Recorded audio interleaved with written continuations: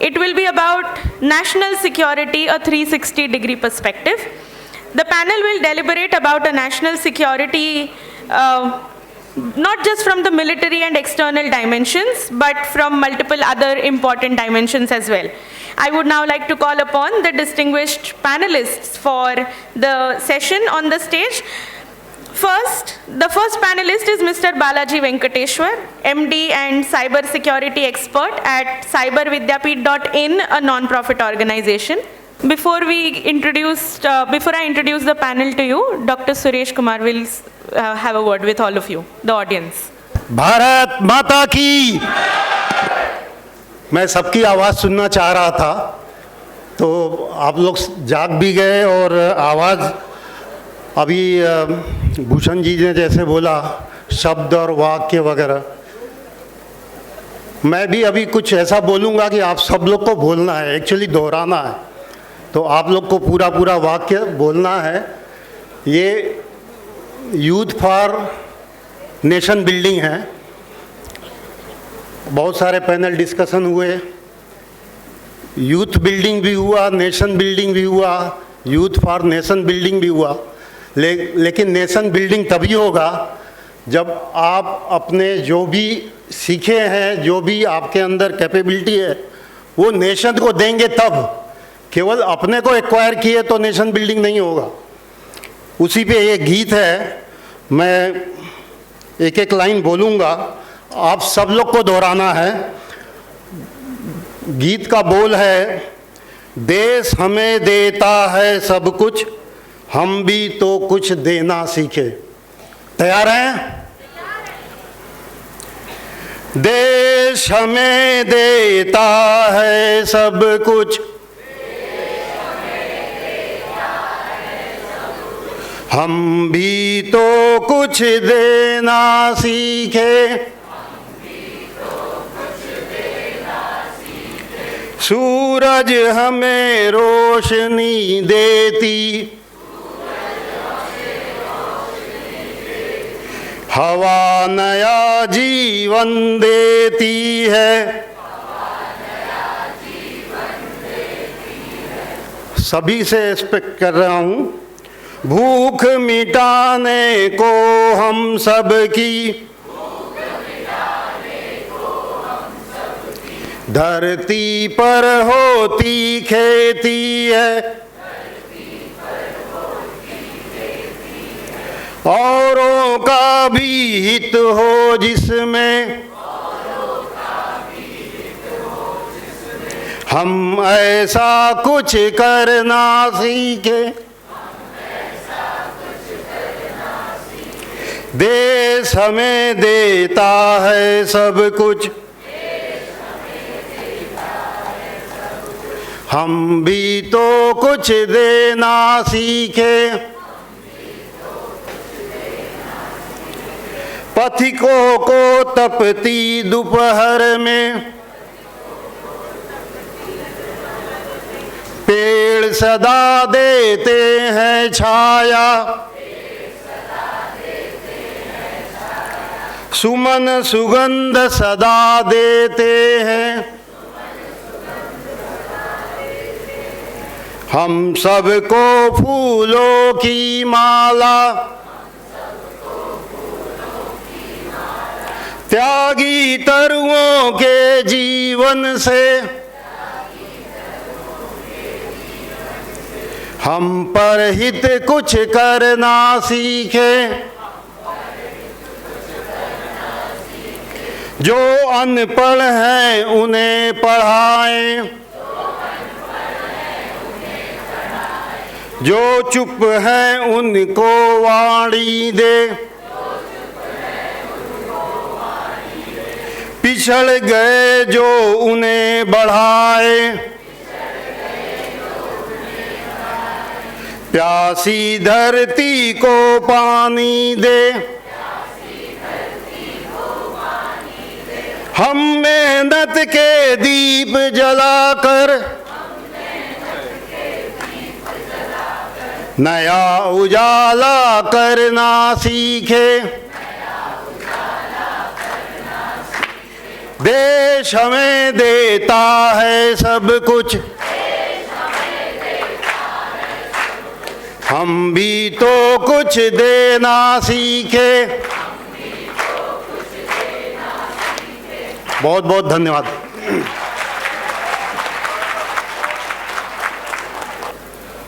As we gear up for the last panel for the day, I would like to quickly introduce all of you to the moderator for the day and panelists. The first panelist is Mr. Balaji Venkateshwar, MD and cyber security expert at cybervidyapeeth.in, a non-profit organization. Mr. Anil Anand, ex-director, Reactor Projects Group, BARC. Mr. Anand is also president of National Association for Application of Radiation and Radioisotopes in Industries. The third panelist is Admiral Raman Puri, who has been honored with Param Vishisht Seva Medal, Ati Vishisht Seva Medal, Vishisht Seva Medal for his exemplary contribution. An ex-chief of Integrated Defense Committee, Admiral Puri is the co-founder of Naval Warfare College. Lieutenant General Dr. Shokin Chauhan is our fourth panelist. He is the recipient of Param Vishisht Seva Medal, Ati Vishisht Seva Medal, Yudh Seva Medal and Vishisht Seva Medal for his exemplary contribution.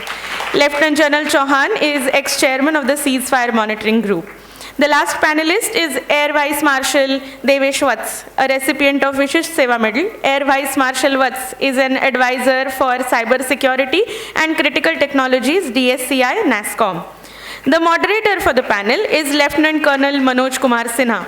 A Sena Medal recipient, Lieutenant Colonel Sinha is a speaker, corporate trainer, actor, influencer, writer, and a poet. Of the many duties in the army, he was also, thank you. Of the many duties in the army was also his intense and brutal injury-ridden counter-terrorism battles in Kashmir that also earned him Sena Medal Gallantry Award. He also expresses himself very well through his pen and voice, stories of the courage and sacrifice through poems, documentaries, live talks, and he has created a light and sound show, conceived and written, narrated also by him. Post-retirement, he has forayed into acting and script writing. He has appeared on advertisements, with one of them getting shortlisted for Cannes Advertisement Festival, I'm so sorry. His videos, especially on security-related issues, have gone viral. He writes poetry and has been featured on Zee TV, Doordarshan, etc.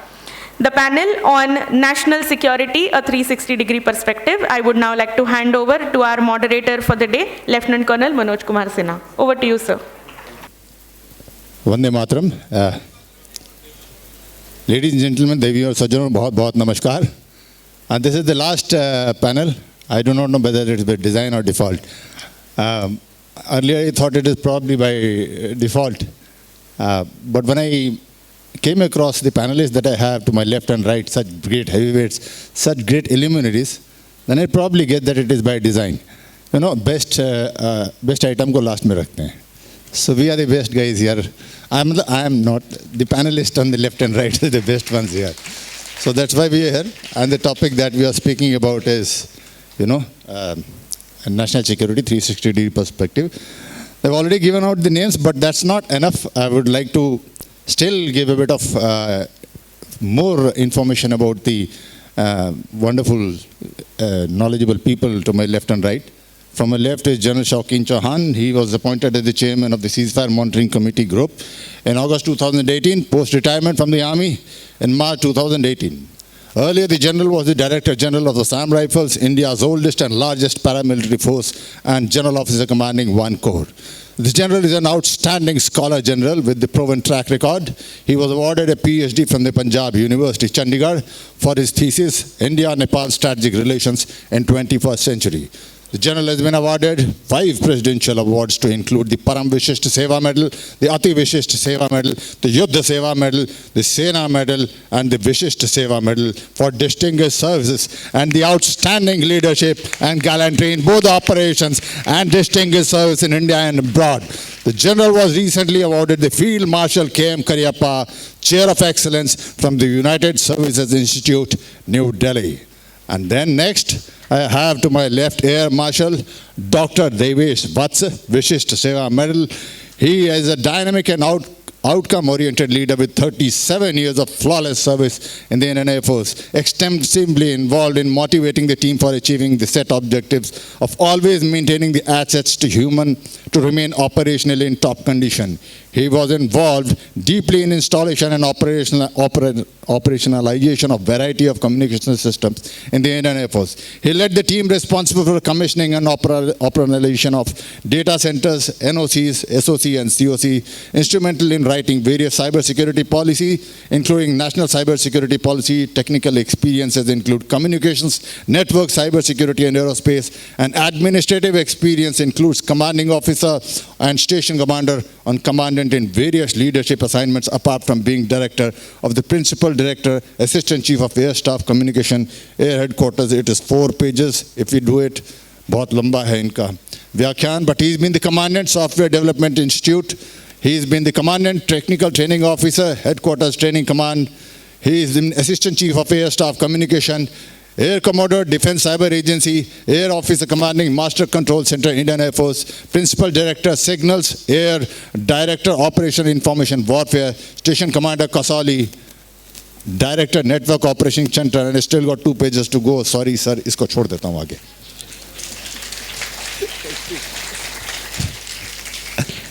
And then to my right, I have Vice Admiral Puri Padam Vishishta Seva Medal, Ati Vishishta Seva Medal, Vishishta Seva Medal. Admiral Puri was commissioned in the Indian Navy in January 1966. He is a gunnery and missile specialist and holds a master's degree in defense studies from the Defense Services Staff College, Wellington. He is also an alumnus of the Command and General Staff College from the erstwhile USSR and National Defense College, New Delhi. He has held a number of important command and staff appointments during his distinguished career that includes command of 5 frontline warships of the Indian Navy, including the aircraft carrier INS Vikrant. His offshore appointments, please तालियां बजते रहनी चाहिए. His offshore appointments include founder director of the College of Naval Warfare, flag officer offshore Defense Advisory Group, Flag Officer Commanding Maharashtra Naval Area, Fortress Commander Andaman and Nicobar Island, the Deputy Chief of Naval Staff, New Delhi, and the Flag Officer Commanding in Chief, Eastern Naval Command. Prior to his retirement from the Navy, the Admiral was the Chief of Integrated Staff to the Chairman Staff of Committee.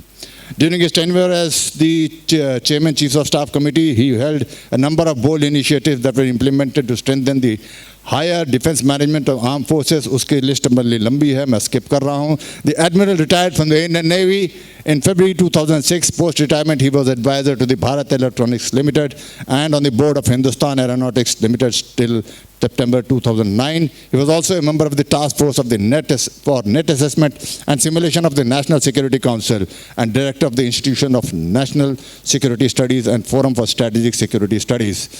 And 2 paragraphs skip करने के बाद I just come to the last one. He was also the member of National Security Advisory Board and consultant to Ministry of Defense. Currently, he is a distinguished fellow with the Vivekananda International Institute.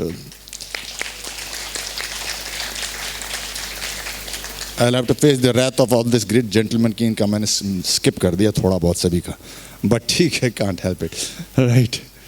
And now we have a scientist. We have, after this military panel, we have the civilian panel, which is like equally more illustrious and knowledgeable. He is Mr. Anil K. Anand.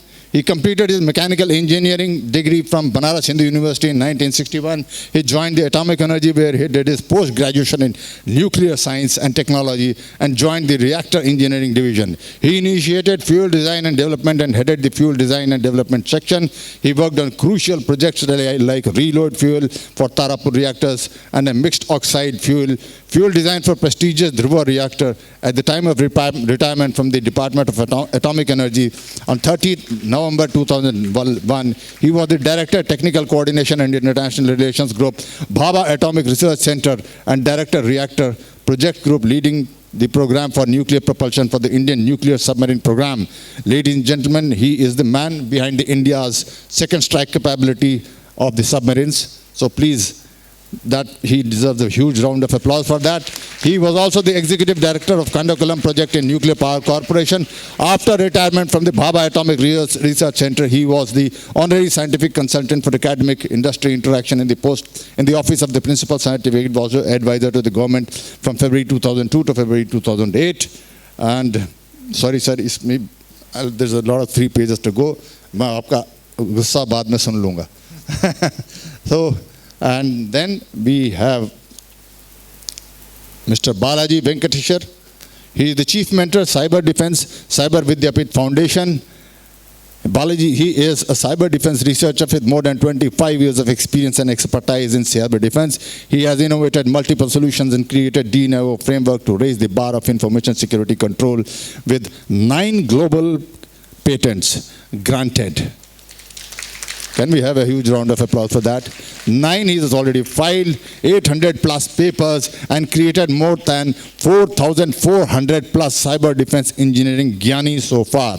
Balaji has worked for State Bank of India, Wipro as risk management and compliance, Bank of America as vice president global for Global Delivery Center and CISO, PwC as Executive Director Cyber Defense, Qualcomm as Director Cyber Defense, and IDFC First Bank as CISO. Currently, he is working as the Chief Mentor Cyber Vidyapit Foundation, an educational entity dedicated to the advanced cyber defense engineering training and education. In order to contribute to cyber security ecosystems, resilience, planning, and policy formulation at country level, he represents a few committees.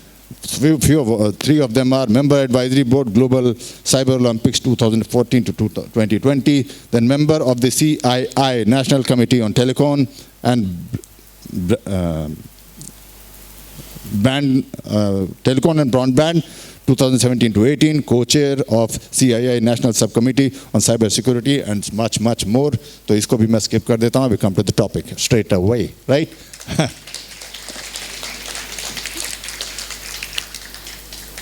The panel is heavy not without a reason, because the topic is so important.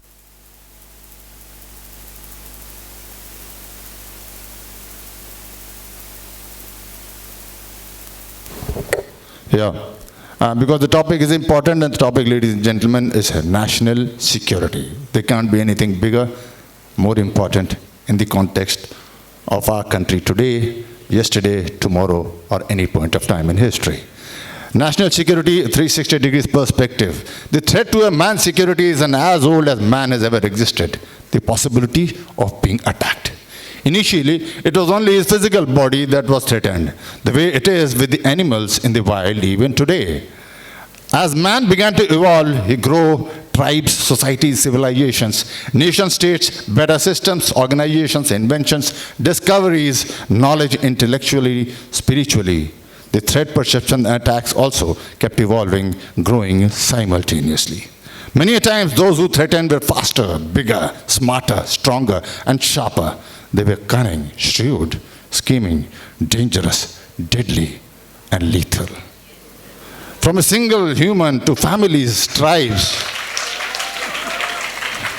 From a single human to families, tribes, villages, towns, cities, societies, to wiping out entire civilizations after civilizations. They did it all, ladies and gentlemen. They did mass murders, rapes, destruction, genocides. Everything has been happening. At times covertly, at times overtly, at times very cunningly, even manufacturing a belief to justify their evil acts. The belief that what they were doing was God's desire. The belief that has led to a loss of more than 1 billion lives on this planet. But ladies and gentlemen, that evil belief still continues and continues to attack on our national security every angle, every possible way, militarily, non-militarily, externally, internally, terrorism, cyber security, economics, energy, food, environment. The threat goes on, the list goes on. Now, data information security has climbed up to the top of the list. For this, they target not just the defenses, but businesses, industries, scientific installations, financial services, and almost every other thing. They operate from within and without. They are masters of subterfuge and camouflage. They are professional and transnational mercenaries groupings which are employed by the state and non-state actors. Difficult to track, difficult to burst. Consortia of such groups act in mutual interest and can escape the finest scrutiny of native intelligence and vigilance agencies. Intelligence and security paradigm is today a collaborative framework of diverse competencies. They are in the field of science and art, blended into one. And to explain this science and art, ladies and gentlemen, we have this august panel. And now I start from the first speaker of today on so many topics. The list is endless. 1.5 घंटे बहुत कम, is very unjustified. You know, the geopolitics है, territorial integrity है, nuclear deterrence है, internal security है, economic security है, energy security है, cyber security है, diplomatic relations है, natural disasters है, climate change है, human security है, maritime security है, military capabilities है, intelligence है, surveillance है, political strategy है, public awareness है, preparedness है. I'm leaving the rest of the list behind, but how much can we cover? Let's try our best. Sir, General Chauhan, we start from you, your introductory remarks. Thank you.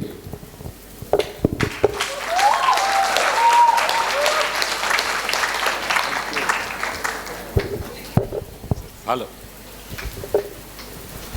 Thank you, Colonel Manoj.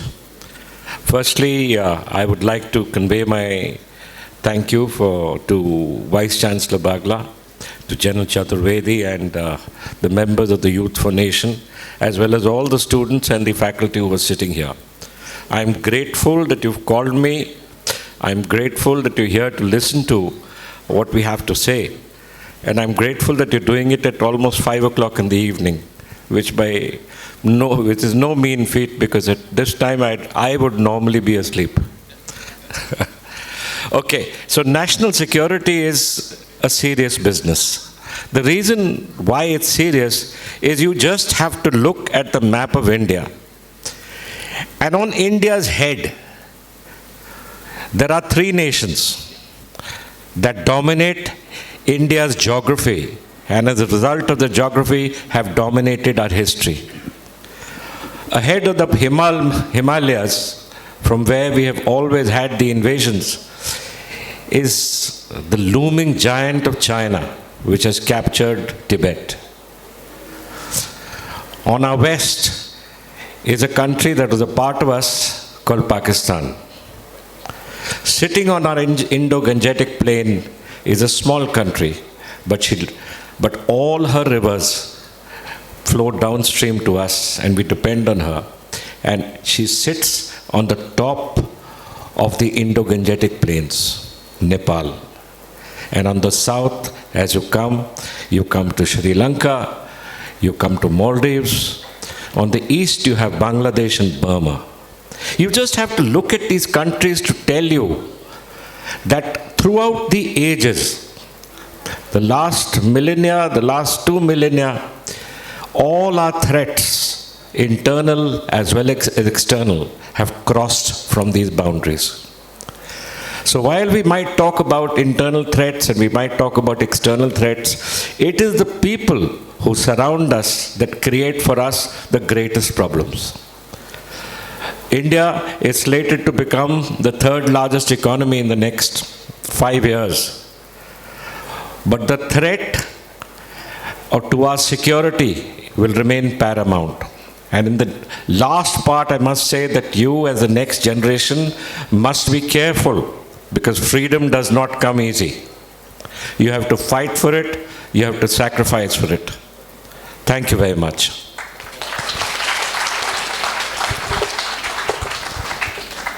Now, sir, Air Marshal Watts, I'll want you to. So I think everyone has understood what is national security. Can somebody define from the top what is national security? Can someone? Anyone?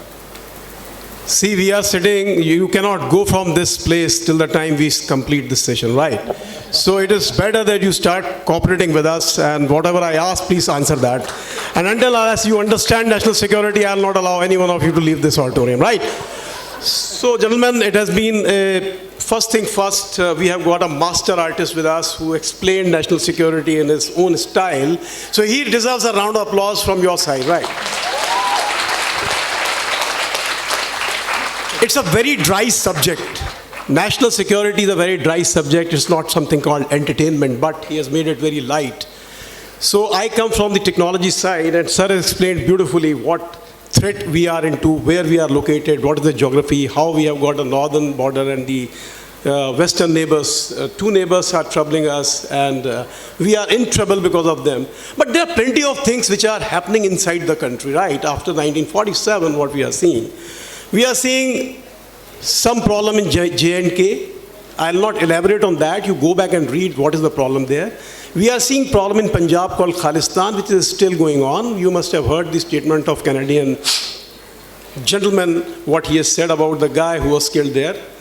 Then we have got our own problem internally in the states, in the northeastern states. There is some problem going on. Then we have got extremism problem, which is happening with the meiosis kind of people. Then we have got problem of drugs, narcotics, human trafficking. All these things are happening. So you must understand what is the internal security, what is the external security, and what is non-conventional national security. So what is the non-conventional national security? We have been listening about food security, we heard about the energy security, we heard about the water security, we heard about the economic security. They're all non-conventional national security per se. But coming from a Fauji background, for me, it is important to secure my nation from any kind of attack from my neighboring countries or anybody else. This is number one. Number two, my capability as a military should be so profound and so great that nobody ever think of attacking India. That is called deterrence. There are two aspects of national security. One is you should be very, very powerful, that nobody tries to put an eye on you and try to damage the citizens of this country and play around with our borders. But we had a history from 1947. We are still trying to find out which is mine and which is theirs with China as well as the Pakistan. So we have to blame somebody, we can blame. But today, India is going to see a substantial change in the global economy, global standing. And things are happening and happening for good. The population which India will see in next 5 to 6 years, the major chunk of the Indian population will be youth in the age of 30 to 35, which you are. Is that clear? So you have to contribute to the nation much more than what we have done in past. We all sitting here are the past time. हम निकल चुके हैं, ज़माना आपका है, और आपके ज़माने में सबसे बड़ी प्रॉब्लम है आपका स्मार्टफोन जो आपके हाथ में रहता है. Please understand, now I'm coming to technology. आप 24 घंटे सुबह जब आप उठते हैं तो कहीं जाते हैं, वहाँ पे साथ में लेके इसको जाते हैं, और कोई हाइजीन फैक्टर नहीं होता है, लेकिन एक्सपोर्ट इंपोर्ट का बिजनेस चलता रहता है. इधर का माल उधर, उधर का माल इधर. Without applying brains, you start forwarding things which comes to you, not even thinking twice why it has come to you. Please, gentlemen, understand, lot of fake videos, lot of fake audios come to your phone without even thinking twice. With a blink of an eye, you just forward it. And gentlemen, please understand, this situation is becoming grave because of the AI, artificial intelligence. From where it is coming? The data you generate every day, which is of no value at all. You go to a mall, you take a selfie making stupid faces, and you think that when I share it with someone, somebody will put a hand like this. Whenever you think so, go to the mirror and see how smart you are, how beautiful you are. You don't require validation from anybody else.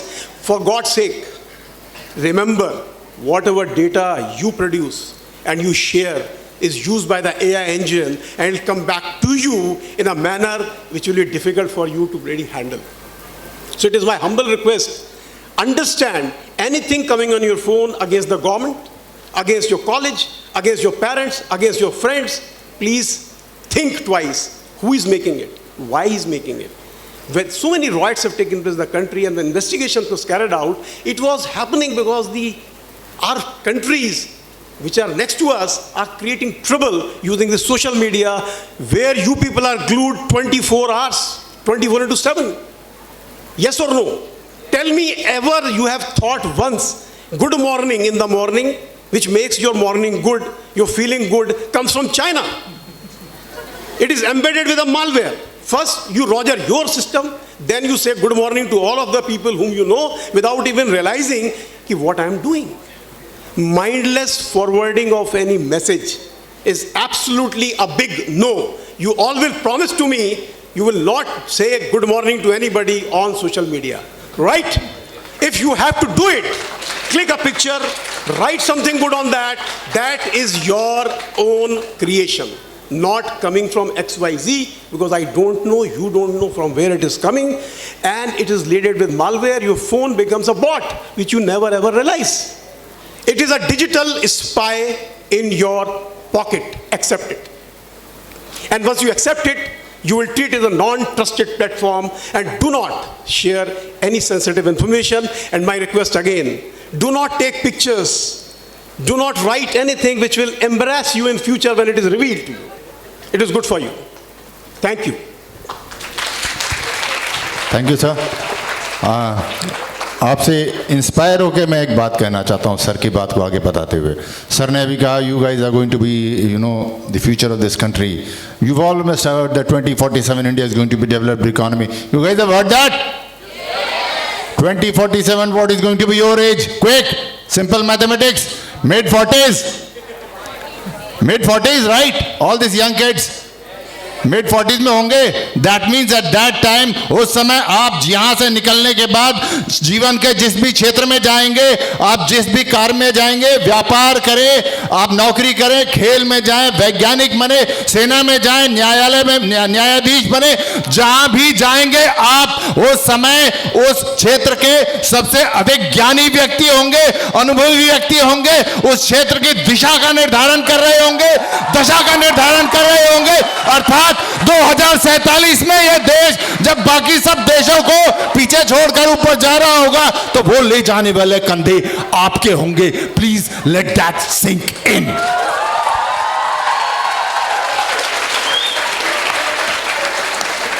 And with that responsibility, what is going to be the future? Now listen to what this great gentlemen are speaking. Sir, Admiral Puri, sir.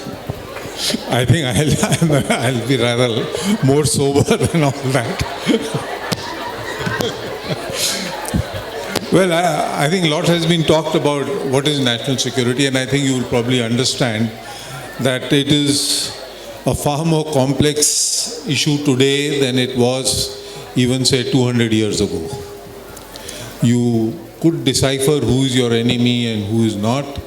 Today it is a little more difficult. What I think we have to all understand today, national security and securing your security is a whole of nation effort. This concept has come in after World War, between the world wars it came in, that everybody's effort is required for it to be. It doesn't matter which discipline you are in. You could be a lawyer, you could be a journalist, you could be.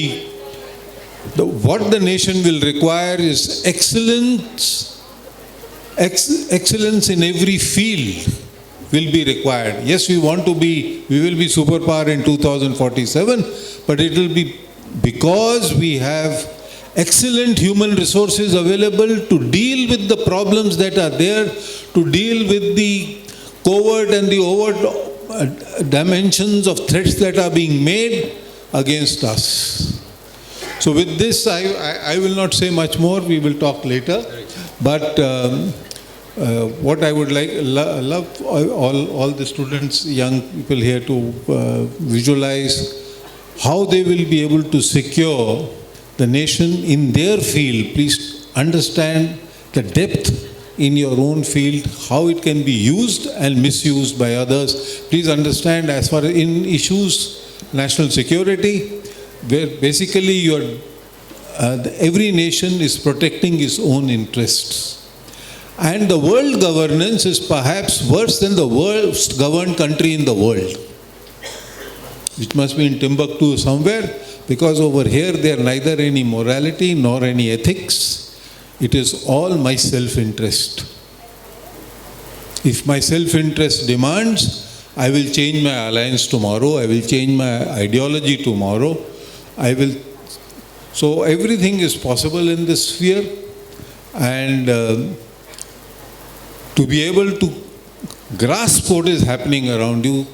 A lot of information will be flowing, but we will need expertise in every area to be able to figure out what that means to the nation.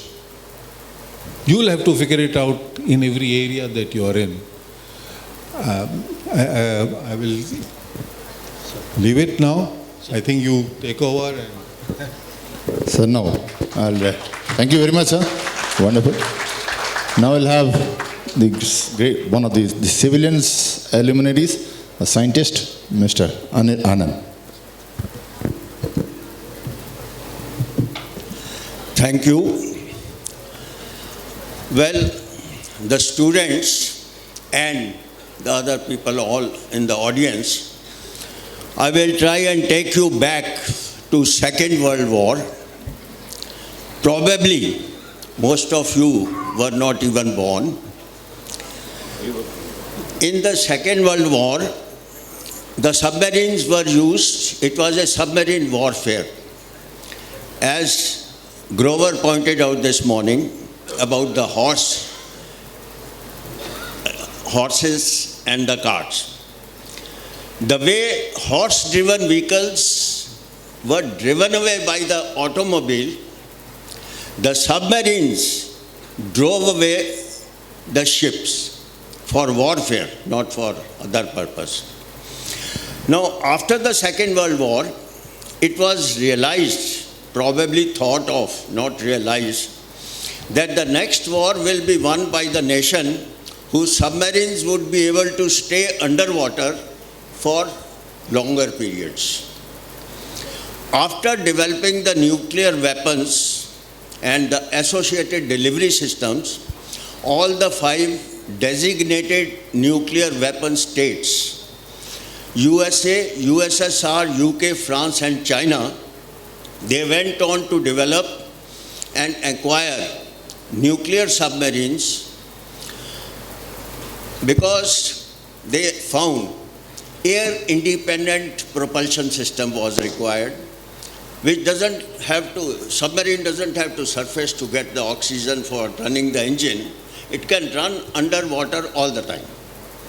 So they also developed their weapons and nuclear-tipped missiles, which could be launched from the submarines underwater and not being able to visible to the enemy. Thus, they developed the second strike capability. All of you students, do you know what second strike capability means? I don't know. How many of you have heard? So, I thought maybe you have been reading and you may be knowing it. The second strike capability comes if somebody attacks you first. First strike is, these days, all countries know where your nuclear weapons are.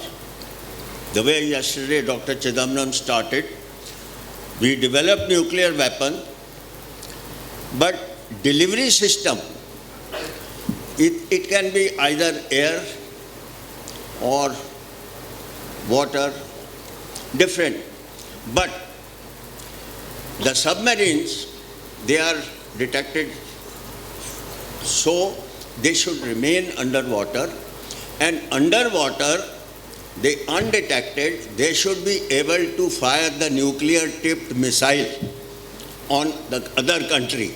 This is the second strike capability. And this second strike capability, we had to develop. So I am not, I am the only civilian. I feel very odd sitting among generals and admirals and marshals. So India also has been toying with the idea of developing nuclear propelled submarines since long, especially after the nuclear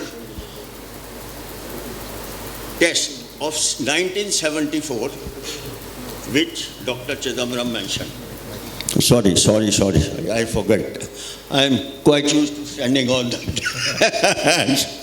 giving lecture there. So, in 1974, the first explosion was done, and India came into the technology denial regime by the international community. In 1998, the Prime Minister Atal Bihari Vajpayee declared no first use after we tested the nuclear weapons about which Dr. Chidambaram mentioned. We had no choice. We have been discussing about nuclear propelled submarines and capable of the second strike capability. So when 98, Prime Minister Atal Bihari Vajpayee declared no first use, like India, typical our own culture, we don't strike anybody. But if they strike, they had it. Now that is the motto of power. That is power. So Vajpayee visited Kalpakkam, where we were building the land-based nuclear propulsion plant. So he wanted to see for himself what is the status of the second strike capability. The land-based unit was started in the late 80s in the Department of Atomic Energy Complex at Kalpakkam. The reactor became critical on November 11, 2003 and was declared operational in 2006 for training the submarine crews before they go to the submarine. INS Arihant, you have all heard, was launched in 2009 and her reactor became critical in 2013 and was fully operational as the second strike capability in 2016. The sixth nation, in addition to the so-called 5 nuclear weapon states, is India.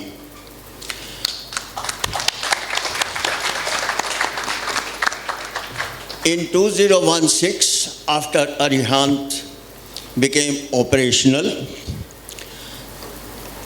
Economic Times Bureau wrote, India's first nuclear-armed submarine is now ready for full-fledged operations, having passed several deep-sea diving drills as well as weapons launch tests over the past few months. So this is where we are, and we started in 1984. So such a long period, but the determination that we cannot allow 5 powers to rule this world, we are here. Thank you. Now, sir, I'll request Mr. Balaji, the last but the strongest, I guess. Thank you, boys and girls and ladies and gentlemen. I'll cover, I know shoe polish and I am the best in that space. And I have done only one thing, I'm a horse with the blind. So I'll speak about information, security and cyber. So there are 4 dimensions of cyber when it comes to the national security. The first dimension is everybody is aware about. Is that right? Jamtara story. How many of you don't know? Raise your hands. You don't know? Oh, that's not right. Everybody knows Jamtara story, okay? But that is one area, cyber fraud does allow me to sleep for some time in the night. But there are 3 areas which does not allow me to take sleep actually. So let's talk about 3 of them. So one of them is definitely cyber warfare to disrupt any one of your critical systems. Now talk about, if you look into the story of last 15 years time, the entire world's, the national security paradigm has shifted with one single keyword, digitalization. So if you want to look for economic security, Industry 4.0 is key success factor for you. If you want to emulate the China's success story in India in next 5-year time, you cannot aim that off without digitalizations. Now with every digitalization, the risk of, cyber attacks comes built into the tool itself. And that is an area of worry. So what I get, sleepless night because I know that, in the year 1945, when the nuclear blast took place in Hiroshima and Nagasaki, 20,000 people died. Every life is important. I'm not trying to say that life is not important. But 1.4 crore Indians are wearing pacemakers and they are having weak Wi-Fi capabilities around that. And they can shut them off, the attackers can shut them off remotely with a small malware. And I'm not talking about a Hollywood and Bollywood story because I have tested those products in All India Institute of Medical Science. 6 brand of pacemakers which is being utilized could be hacked in just less than 30 minutes. So boys and girls, cyber is a serious stuff. And when it comes to the national security, plays a very important role. I don't know how many one of you remembered, only 4 years back, there was a blackout in Bombay. While always government denies that, it was not a cyber attack. But evidence was so evident that even the veterinary doctor gave a certificate, it's not a dog. That dog is dog. Is that right? So when I visited those evidences, I found that it was a cyber attack. And it was just a trial for that. So when you look for the power security, when you look for, the gas security, now think about it, all your gas supplies come to your house through a pipeline. Is that right? Now if the pipeline stops for 4 days, there will be no Swiggy because even Swiggy gets the same gas from the supply lines. So national security paradigm, as a NATO, in a very specific, confidential document they have written, that irrespective of, whatever military capability you have, whatever economic sovereignty you have, the entire security will be centered towards digital security. So that is one dimension of cyber warfare. But I'm not worried even for that actually. I still get some sleep for that. But there are other two which makes me absolutely restless and peaceless actually, without sleep actually. That dimension is information warfare and cognitive warfare. And I'll give you an example for that. In the year, everybody aware about Iraq war, is that right? And Mr. Saddam Hussein, the worst dictator of the earth. He was the worst than the most, unfortunate Hitler actually. Okay? He was cited. As a matter of fact, I carried out a study. In 2012, I found that word weapon for mass destruction, WMD, appeared more than 6.2 billion times on internet. 6.2 billion means that was the population of that time and I stopped my searches actually. Only to realize that when the Saddam Hussein has left this, world for the heavenly abode, 10 years after that, I was sitting in Israel talking to some of my counterparts and asked this the probing question, where is the WMD? They say it was possibly a tactical intelligence mistake. So WMD was a part of the information warfare where a country has been completely devastated. A beautiful city of Basra does not exist anymore in the map. The entire oil has been taken over by the ExxonMobil, and when the war in Ukraine has happened, ExxonMobil's share has gone up 300 times. 30 times it has grown up in the last 4 years. So that is the beauty of information warfare. There is another example for information warfare is your Egypt government. There is something known as Arab Spring. Arab Spring led to collapse of 2 governments, and they were planned for collapsing around 12 governments out of 56. So 2 governments collapsed because of information warfare, where Twitter has been used as a warfare tool.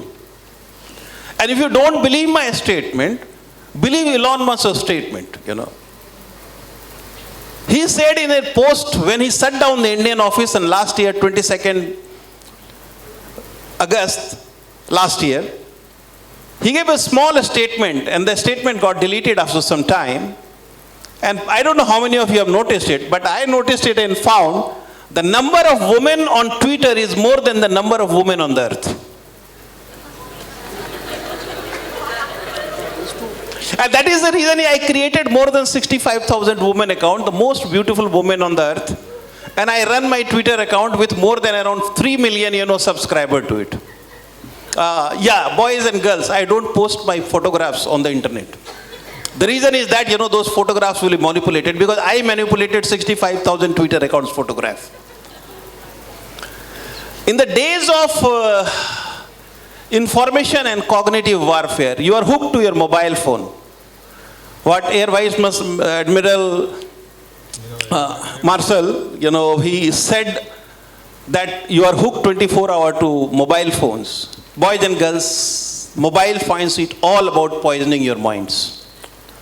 If you think that, Twitter's owner was the actual Twitter owner, Facebook owner is Zuckerberg, Microsoft owner is Bill Gates, boys and girls, just change your philosophy.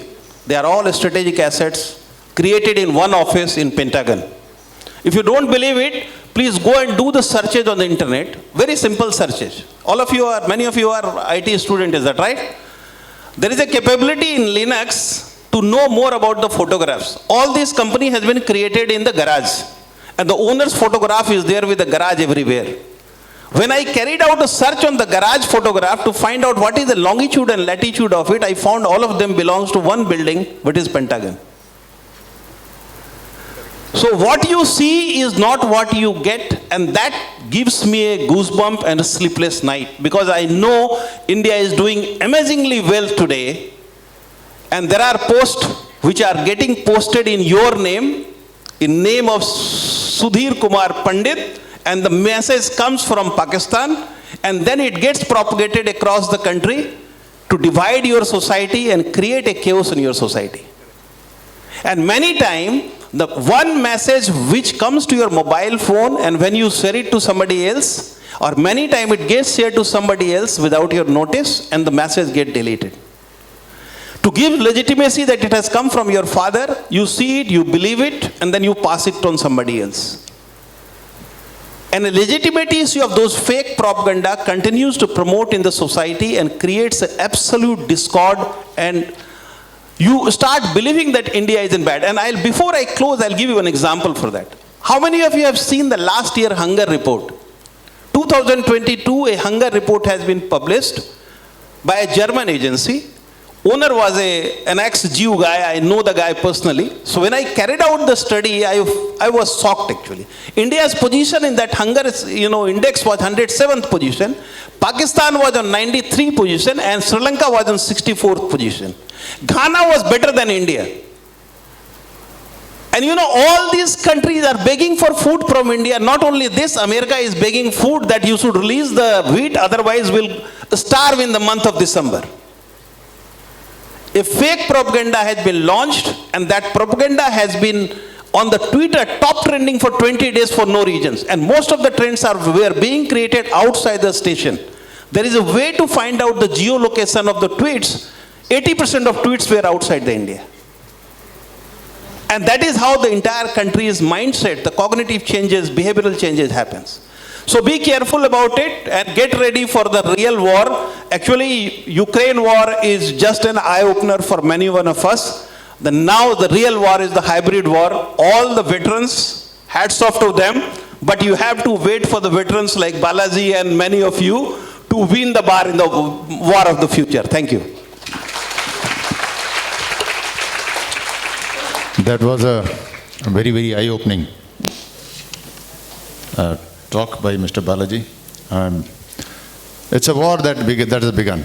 Ladies and gentlemen, boys and girls, if you're thinking that the life is going to be all about, you must be having very good dreams.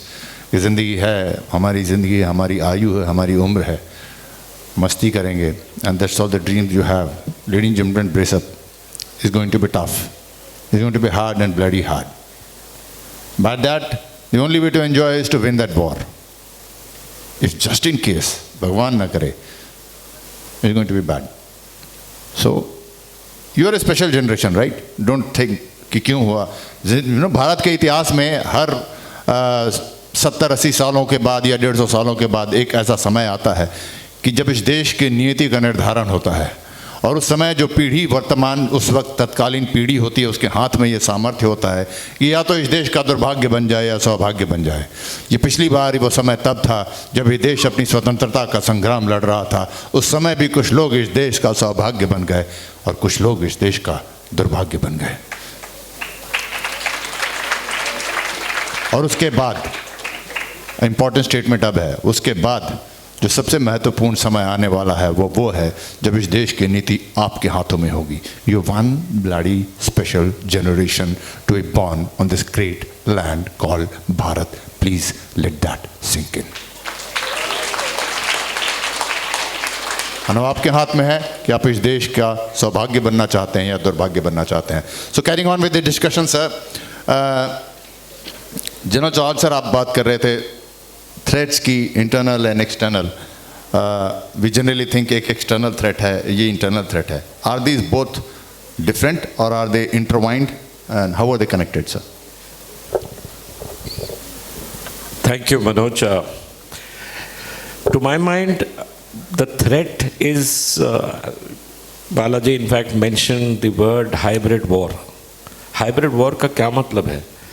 That one nation can be a threat to you from all directions. If you, let's take the case of China. China today occupies Tibet. Tibet is the country that shares the borders with us. But China has also influenced Pakistan. China has also influenced in part Bangladesh. China is also influencing Burma or Myanmar. China is also in Myanmar. And just a week back, we read that the China-sponsored political party has won the elections in Maldives. So that means from all four directions, China has placed its proxies in a manner that she conducts a hybrid war against India.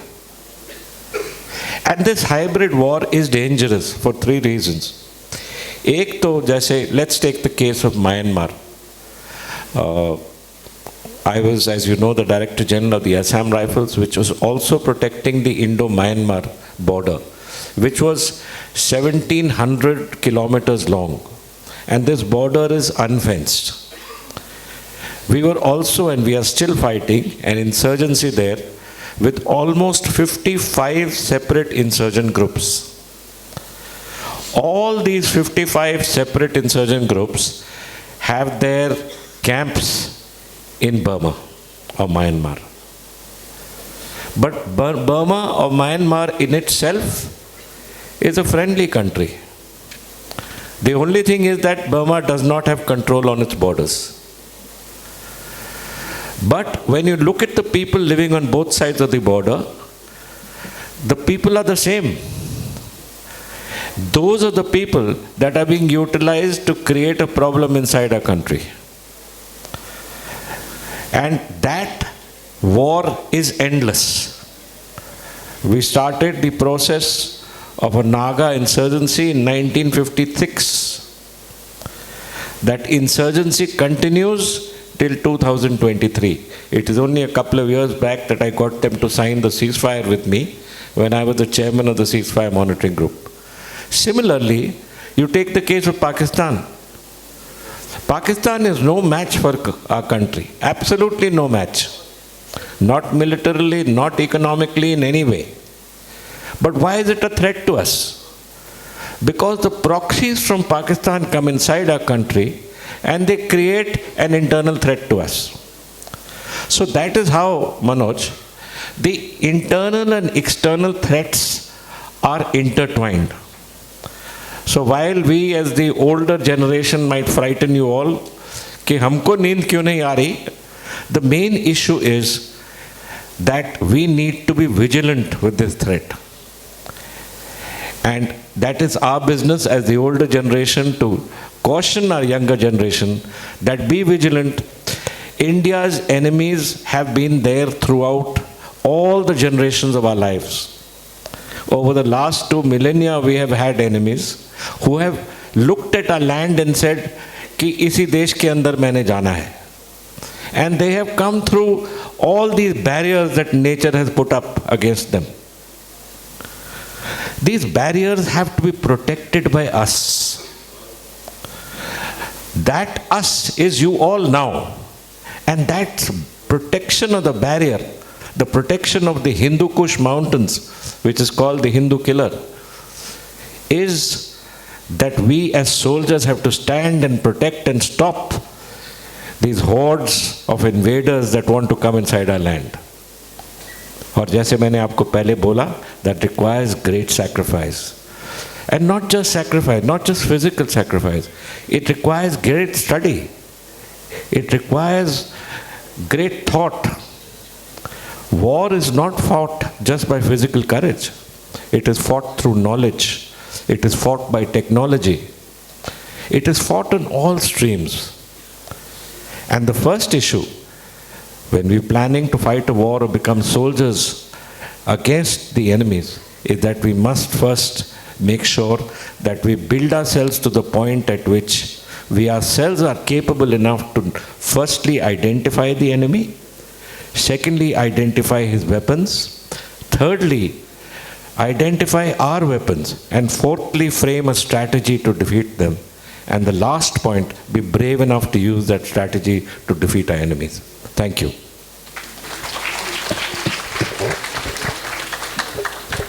Sir इसी question पे आपको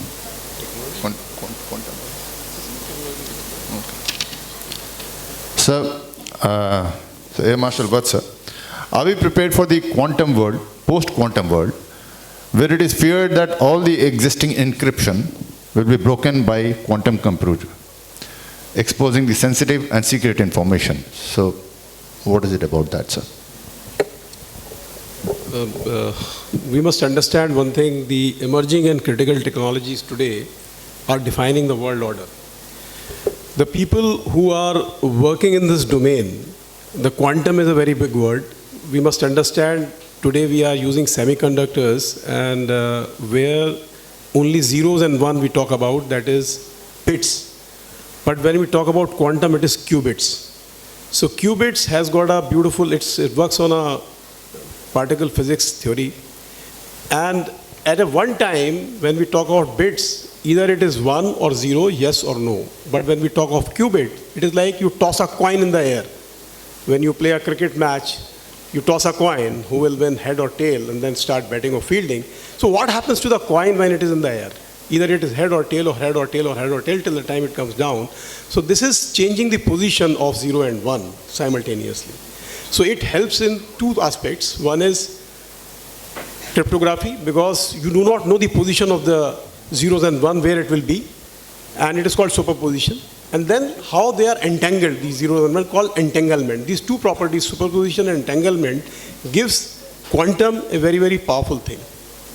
So the fear is this: कि when the quantum computer will come, the estimate says, one of the report of GAO, that is Government Account of Office in America, they have given one estimate that by 2029 they will be able to see a quantum computer. Another fear is this: कि today China is talking about, there's a term called harvest now, decrypt later. When I mean, what I'm saying is, a lot of espionage is going on, as Balaji sir was telling about this, कि how cyber war is not only attacking, it is also gathering information through entering into your system. You will never come to know what is going on from your system, that is computers, laptops, smartphone, or the servers, or the government, or the organization, the private industry, whomsoever. We think everything is safe, but there is always an element of doubt. But at times what happens is, the encryption which we are using right now, whether it is the DES, AES, SHA-1, SHA-2 or RSA, we are very sure that my data, even if it has been siphoned off, the other party may not be able to decrypt it. But when the quantum comes into play, that data which people are storing right now, which is sensitive to us, which can actually put a cost on our national security, just for the Indian sensitive data, for example, that will be broken. So that's why this theory of harvest now, decrypt later, this is a fear, and that's why that report which I was mentioning about, if the quantum computer comes into play in 2029, so there are two aspects. One is, we have to migrate from the existing quantum susceptible cryptography to quantum resilient cryptography. Is that clear? Nothing is fully secure, but are you able to migrate to those kind of technologies tomorrow that when this computer comes into play, you will be able to secure your data? But there is another aspect to it. One is how much time you will take to migrate, how many years you will take. As I said, for the, just for the example and the estimate given by the United States GAO, 2029, if quantum computer is available, then the time taken to migrate to quantum resilient cryptography is say 2025. But the data which you want to secure has got a life 2031. Yani the 29 computer will be there, or data life which remains sensitive for 31, there's 2 years remaining. So thing is this, the sum total of the transition period plus the life of data which needs to be remaining secure, the sum total of this, if the quantum computer come in the lesser time than this sum total, then we are at risk. So the technology today is such that we have to be preparing ourselves. Are we ready for the post-quantum world? This is not a question to India, it's a question to everybody else. Secondly, what Balaji spoke about, the cyber influence operation, I call it, cognitive domain, when we are attacking the mind of the people. One is attacking the machines, second is attacking your mind. How many of you know what happened in Bangalore when northeastern state students left that city because of some social media fake video which spoke about that people are killing the people from northeast? Are you all aware? It was again an experiment to check the power of social media. He spoke about the Arab Spring, right? This kind of warfare which is going into your brain, we have to be very, very careful about it. I was mentioning about artificial intelligence. So I mentioned about you, but think about when somebody wants to create unrest amongst our citizens of the country and create poison and hatred in your mind against a religion or a B religion or a sect and a B sect, which you don't know, actually it is happening. It is not true. These fake videos are made in seconds. You can make it. And more data you create, like Balaji Saab said, what? I don't take picture and put it on social media. This is especially for every one of you, every girl. Please note it down. The more picture you click and the more you post on Instagram, you are helping the AI engine to create a fake video of yours. It will come back to you. आप ही के मुंह से वो बात कहलवाई जाएगी जो आपने नहीं कही है. एक इसका टेस्ट हुआ था कि प्रेसिडेंट ऑफ अमेरिका ने कुछ कहा, लेकिन वो उसने नहीं कहा था. उसके नीचे लिखा हुआ था कि ये आर्टिफिशियल इंटेलिजेंस को यूज करके ये फेक वीडियो बनाया गया है. So please for god sake don't trust the videos which are trying to create unrest amongst ourselves. Think 10 times before forwarding it. 99% of these videos are fake. What happened in Delhi? The riots took place. Investigation was done by the Ministry of Home Affairs. And it was revealed that every video came from a neighboring country to create unrest amongst our populace. So the technology is going to play a very, very big role in cybersecurity, which is attached to the national security. When we talk about attack on the critical information infrastructure, what are these? Like attack took place in AIIMS. Ransomware attack took place in AIIMS. People are thinking it is a normal attack. It is not a normal attack. Why? Because in AIIMS, all the VVIPs of the country, including the Prime Minister, is being treated there. The health data, the information about somebody's personal data should not be leaked. A simple example, if somebody is being treated in a hospital, and that health monitoring system is hacked by a particular person. And for example, our Prime Minister is only being treated in AIIMS, for example, and the data about the Prime Minister has got this allergy or that allergy, he's allergic to that medicine or that medicine. If somebody changes, nowadays it is an informal way of administering medicine. What happens is, you are lying on a bed, there are video, the doctor will be sitting in the home, on the smartphone, it is connected, he will ask the nurse and give a medicine. And medicine is displayed there, and nurse will come and administer the medicine. If somebody hacks into this and changes the medicine, nobody will come to know how the gentleman has died, what has happened to him. So this is all cyber war, right? Please understand, without firing a bullet, a Natanz facility, nuclear facility of Iran was destroyed by a click of a button. That is called Stuxnet. Go and Google about it. And very rightly pointed out by, again, Balaji, about the program of America, please Google. If I'm right, you might get this information. There is a program by American government called PRISM, P-R-I-S-M. Under that, they were hacking into your operating system, they were hacking into your firmware, they were hacking into your software, they were hacking into your application software, and all these big companies, Microsoft, Google, they are on board that. And the latest information I'm sharing with you when I was researching, not latest, what I'm saying is the last company to go on board with the NSA US was Microsoft in 2012. Am I right, Balaji sir? Yeah, that's right. And that program is so dangerous, thanks to Snowden, that we came to know about that program. They are doing surveillance on all of you, all of you. Please understand this. The more data you give, they are very happy. Who gives free? One server you have to buy in defense, I have to ask so many people, put a note and sir, ये इतने पैसे का है, कैसे आएगा, क्या आएगा, sanction होगी. यहाँ पे वो free में आपको 15 GB दे रहा है Gmail. करते रहो मेल, भेजते रहो. Facebook के ऊपर आप दुनिया भर की स्टोरी लिखते हो, Instagram पे दुनिया भर की स्टोरी लिखते हो. कभी सोचा है वो डेटा कैसे रखा जाता है? कैसा डेटा सेंटर के अंदर होगा, उसमें एयर कंडीशनिंग चाहिए, इक्विपमेंट चाहिए, उस डेटा को सेफगार्ड करने के लिए मल्टीपल सर्वर्स बनाए जाते हैं कि आपका डेटा कहीं चला ना जाए. लेकिन आप देखिए, दिन भर आपने जितने फोटो खींचते हैं वो गूगल ले जाता है, अपने पास रख लेता है, आपके पास नहीं रहता है data.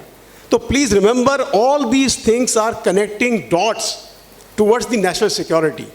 The more you tell about yourself, about the nation, about those things which you are not supposed to say, it will create a problem for the country. So remember, all these things which are being discussed here, they are directly, indirectly connected with national security. As sir has mentioned about what skirmishes we are having from the border, the terrorism activity, there is no war which is today can be said black or white. We are working in a gray zone. So gray zones what? Gray zone में सब आता है, ये hybrid warfare सब उसी के अंदर आता है. कुछ ना कुछ चलता रहेगा आपके साथ. तो be careful. And the expectation from you students is this, because you are going to be the pillar of the country tomorrow.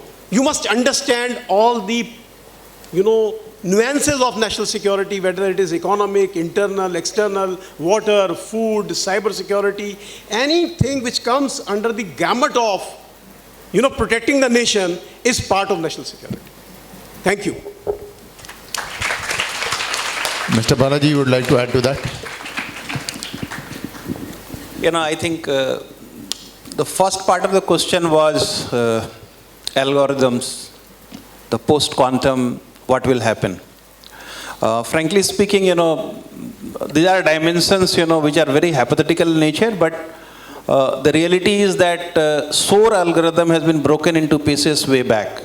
So all the RSA algorithm that we use today has no value because it has been broken into pieces almost 15 years back actually. And same is the case when it comes to the quantum computing. Okay, the quantum computing just posed one single line challenge, that it can broke all your SOAR algorithms. So should we worry about the quantums to see the story of SOAR algorithm which has already been broken into pieces 15 years back? My question is that I think we should definitely build a post-quantum and post-quantum cryptography from scratch, and we should create that by 2029 before the entire world creates. And then we can be the leader in that space, and we should not worry about the quantum capability for that, whether encryption will be broken or not. Because in my opinion, most of the engineering grads, those who will be passing out from the colleges, they go and create mistakes, commit mistakes while programming, and that is good enough for hacking into the system. So SOAR algorithm is useless for that actually. So even if you have the best algorithms, and if you have not designed the the application securely, which 90% cases happen. I remember that I hacked into one of the Pakistani server in '99 when the Kargil wars were on, and the worst thing is that it was a very simple XSS vulnerability. I don't know any one of you are from computer background. It is something known as cross-site scripting vulnerabilities, and I just changed the parameters for all the data. They didn't never come to know that it has been hacked even. Now the same attack, I can do it today with the same vulnerability. What does that mean? The engineers were actually not engineers in 1997 when they wrote the program, and engineers are engineers with a degree, but they are not real engineer even today. So that is one challenge that we are facing. As a matter of fact, in the field of cyber defense, there are certain parameters are there and where there is a significant amount of opportunity lies. The country needs, actually this is a statement of Minister Mr. Vaisnavji in the last parliament session, that India is unable to protect its asset, and we have seen significant amount of breaches in the last 1 year time. And I am giving you the speech of Mr. Vaishnav, okay? It's not my speech, because I hate this giving this speech. My heart bleeds actually. We don't have the resources, so we cannot manage it, and we have failed to deliver only because of that. We need 1.1 million cyber engineers today, and there is no way we can create them even by 2030. Okay? So this is a statement given in Parliament. Now the thing is that so much of opportunity lies in a space, then why you people are not coming forward? What is the binding factor? What is stopping you for becoming a cyber defenders? The world's best cyber security engineers are in the age of 6 to 16.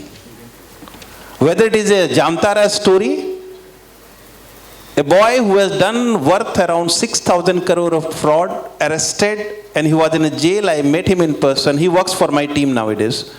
I have rehabilitated him because, he's a brilliant brain. 6,000 crore, one person. And, his qualification, he was fourth failed, and he was just 13-year-old. I'll give you another example.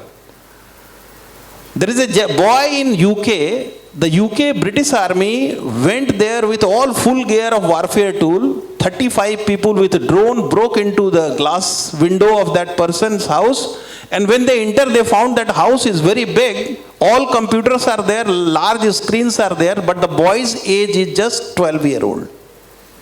And you know what was the crime for that? He did the world's largest ransomware attack, causing damage of 21,000 crore, and he cheated 21,000 crore. A boy and a girl in the age of 6 to 16 with no alma mater and no beautiful building, no beautiful teachers, no top class academicians, how do they learn? And that is where the future lies. Boys and girls, I know that, when I was in Bank of America leading their security operation in India, our advertisement in 2009, we need cyber engineer, no degree required. That certificate still comes in the job description, no certificate required. What you require is a skill. And all these skills, you don't have to go to visit a college, you can create on your own with YouTube. Ours is not yours, it is ours. I am also part of you, because still I am learning, okay? Ours is a generation of Hotstar. Hotstar means everything on television and mobile. When you can watch 3 hours on Hotstar or 2 hours on Hotstar, why not video on the cyber defense, which can make the change in your career? Trust me, there is an advertisement only 3 days back come from a very secret organization within DRDO. Naming organization is not important. Yeah. They gave an advertisement that I need a person who knows assembly programming and little bit of exploit writing in assembly. Salary can be anything between 60,000 rupees per month to 6 lakhs rupees per month, no degree required. 6 lakhs rupees per month if you have the skills. And trust me, if you want to acquire the skill, 9 months is more than enough to become an expert on that actually. And you can learn everything from NPTEL, which is freely available on internet from IIT Kharagpur. Small 2 programs and you can learn it and you can get a job of 60,000 to 6 lakh rupees, no degree is asked. Unfortunately, the entire globe is suffering from cyber defenders crisis. Total number of job opportunity available, there is a company known as Michael Page. 6.2 million people's job vacancies are there for last 11 months and there is no applicant. 6.2 million. I'm talking about 62 lakh job opportunity. How many engineers we produce in the country today? Not even 3.5 million. So boys and girls, even if you don't do anything, whatever subject you carry out, start learning. Just you need to have a computer, and you can be a cyber engineer in that space and you can change the world. Don't creep that India does not have it. Thank you, sir. India has world's biggest talent pool, and you don't require the certificate from the West. Because if we can create Fortune 500, 200 plus CEOs and C-level executives, we don't require a certificate. When we can create the president of another country and the prime minister of another country, we don't require certificate from the West. Thank you. Thank you, sir. Wonderful. There's a question that has come from a student. It is from Smitesh Gawali, FYBA. If we have a career in private corporate world and not in India's greatest armed forces and civil services, how can we still contribute to our Bharat's greatest armed forces? And Sir Admiral Puri, I would like you to take that question.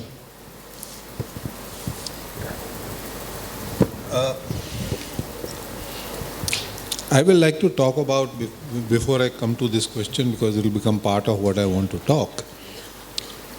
We have, I think the dimensions in which cyber security has to be, your nation has to be secured, should be reasonably well clear to the students here today. I would like to talk about as to how nations exercise, because there are so many things to be done. How does the leadership go about, how does your national security agency or national security organization handle all this? And the four levers that a nation normally is able to exercise to take up these issues is, one is diplomatic, next is your military element, third, very important, which has become today, as it would be clear from what our cyber experts have been saying, is information. We used to talk about, it started off with electronic warfare, electronic support measures. Now, those still continue, but it has expanded to information warfare. And information warfare has further expanded into cyber warfare. So this is the dimension that information has gone into.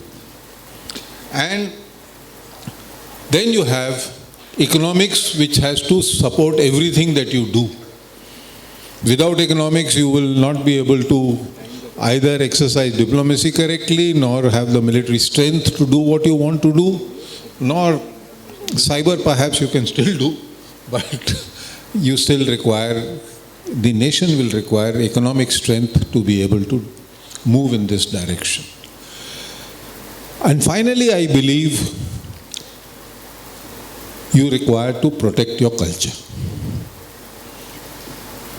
That's where your core values lie. And a nation without its core values, in any case, decay itself. So, I'll go on to this. In exercising all this, what the fundamentally most important element I feel, and I will give you some example from my field that I understand, is that in all these fields, the nation has to take some very strategic decisions. And where strategic decisions go wrong, whether it be in areas of technology, whether it be in areas of your diplomacy, or as a general, if you have taken a long strategy and opened up a wrong front, it will take a long time to correct it. Strategic decisions are long-term decisions, are decisions which impact you for a very long time and are at times not correctable even. Tactical decisions which we take, कि ये factory इधर नहीं इधर खोल दी, and that sort of a thing, they are small, those will impact a limited number of people, but are correctable. Similarly, in the armed forces, what a company does, if it does wrongly, the reserves may be able to correct it. If that battalion is not able to correct, the brigade will be able to do it. Those things are correctable. But a wrong strategic decision becomes very difficult to correct. And here, I would like to go into, I am a participant of the 1971 war, and I have seen how things moved. I have seen the first attack on Karachi, where in a matter of 2 hours we had sunk 3 ships. and about 600 people must have gone down what in the Navy we call David Jones' locker. That's where they must. It made me understand one thing, that my life is very important to me. But at the national level, you know, lives are important, but your nation is paramount. And we need people who will be able to give selfless service for this purpose. Let me go down to, why do we have the Kashmir problem today? I mean, if in 1947 or 48, in that time period, we do not go to United Nations for various reasons we have gone, you think we would have had a Kashmir problem? In another 5 or 6 days, we would have finished off Pak-occupied Kashmir. But a strategic decision taken by the decision leader of that time, no matter under whose advice he did it, has led us to this problem. It was, and it is also a fact that I don't call it independence. It was a transfer of power.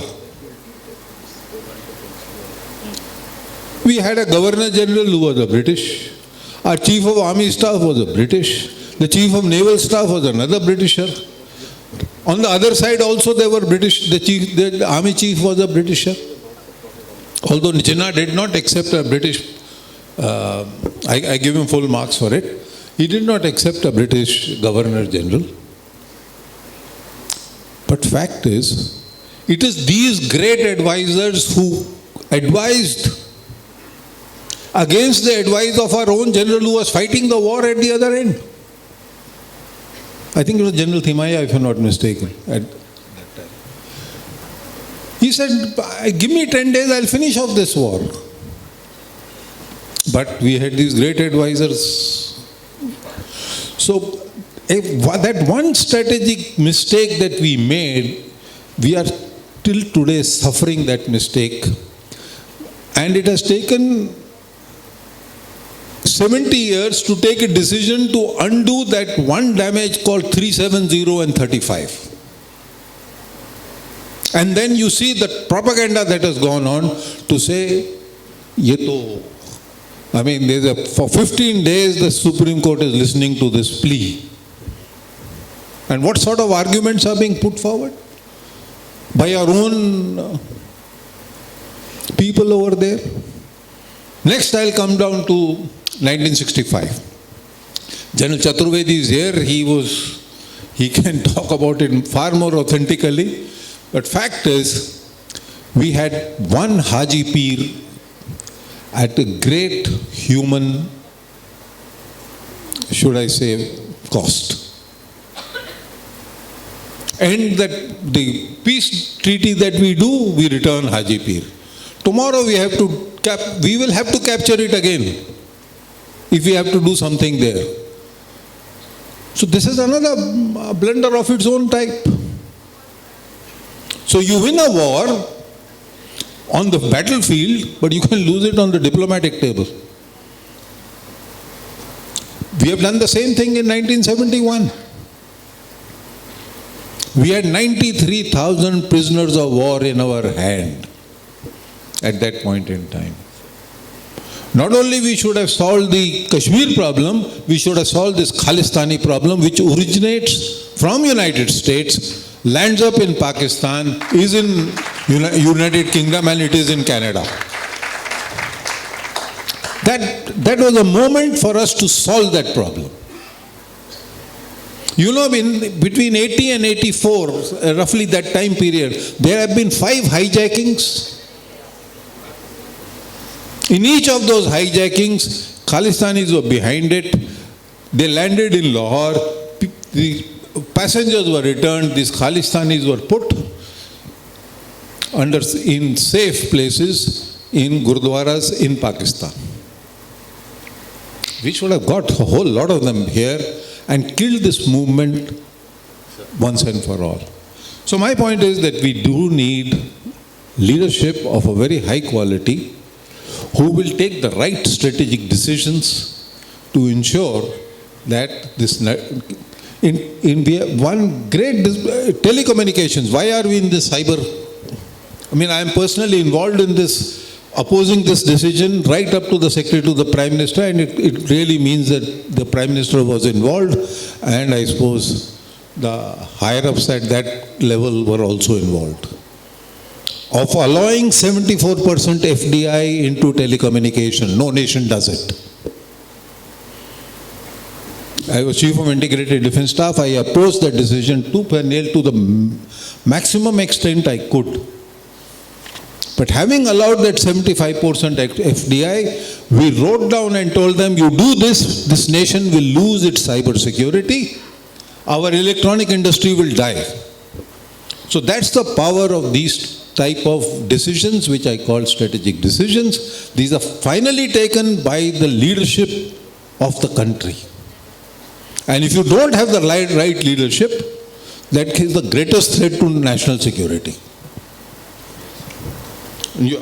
Now this question, this young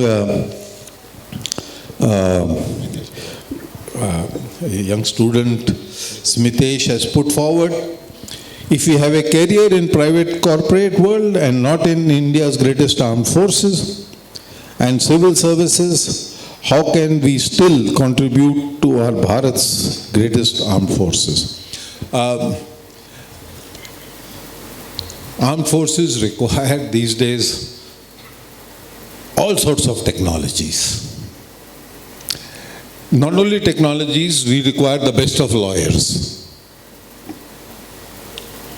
We need the best of people, finance people who understand, not like what we have today.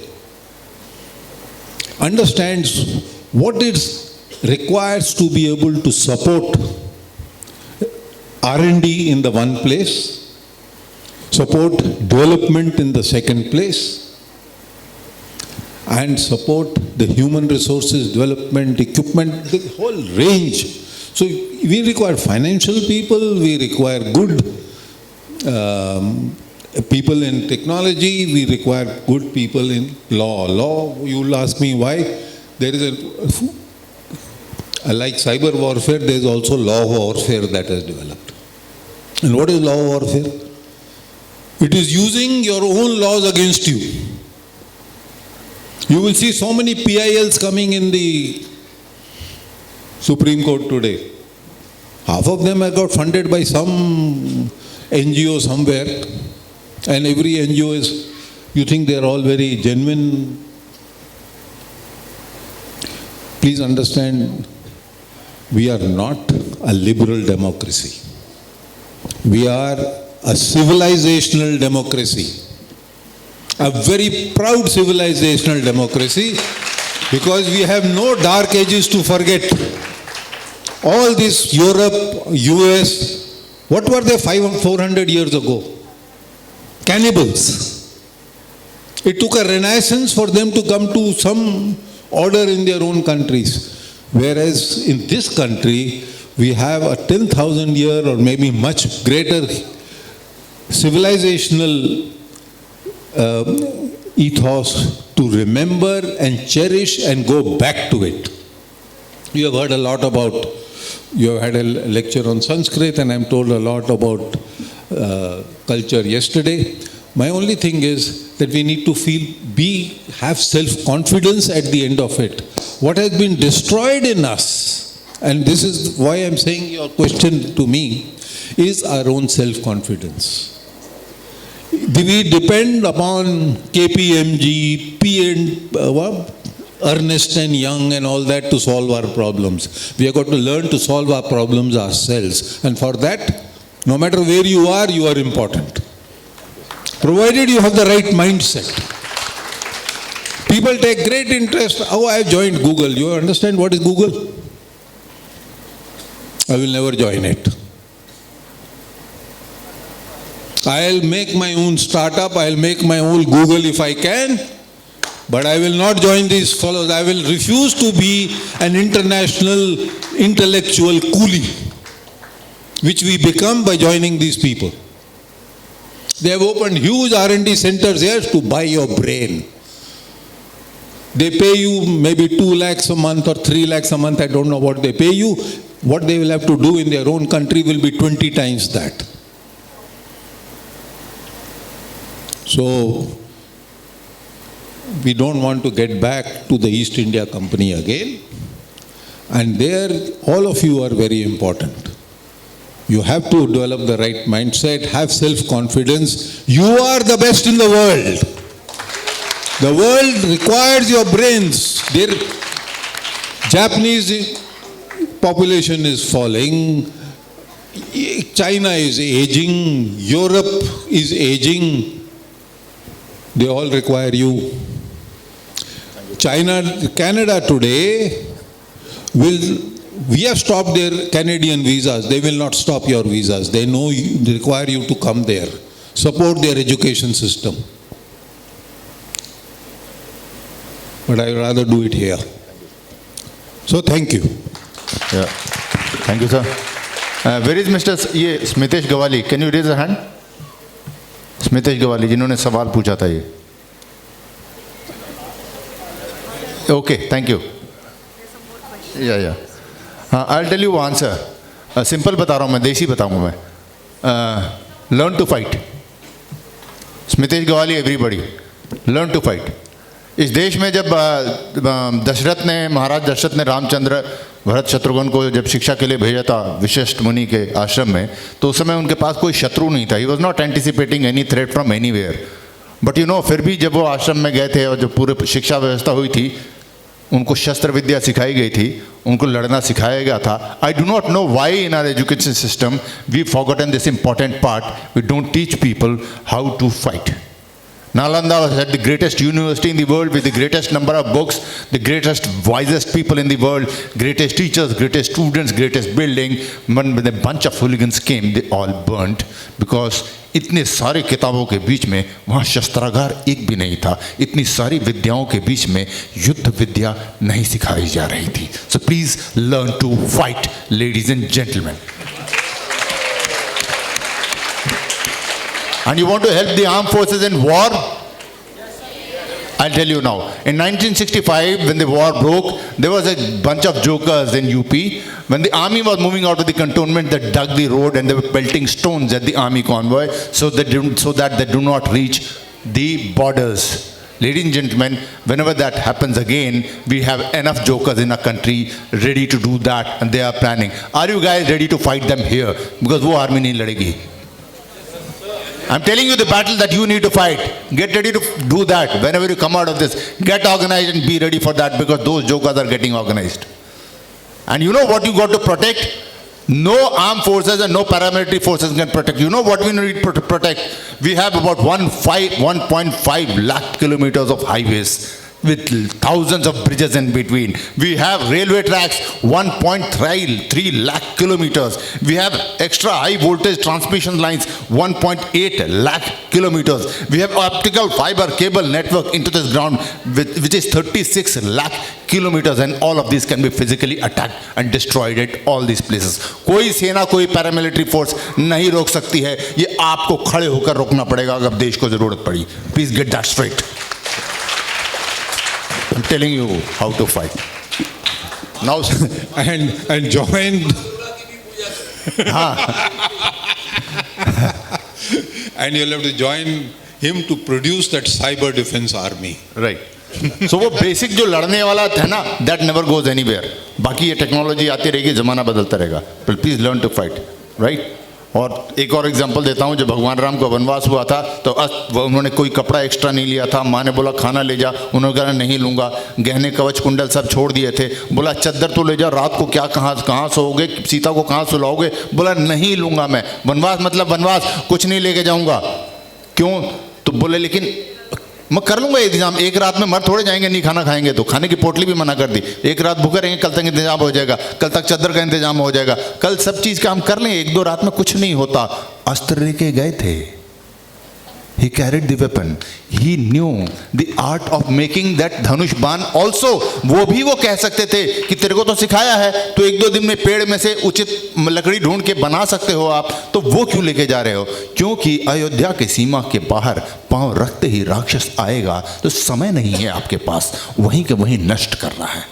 Please develop that capability within yourself.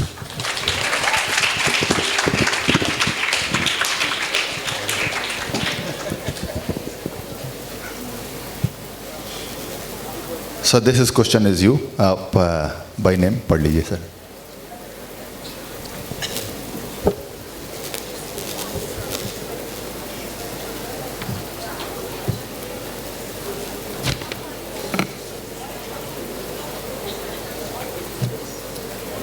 This question is, can you hear me?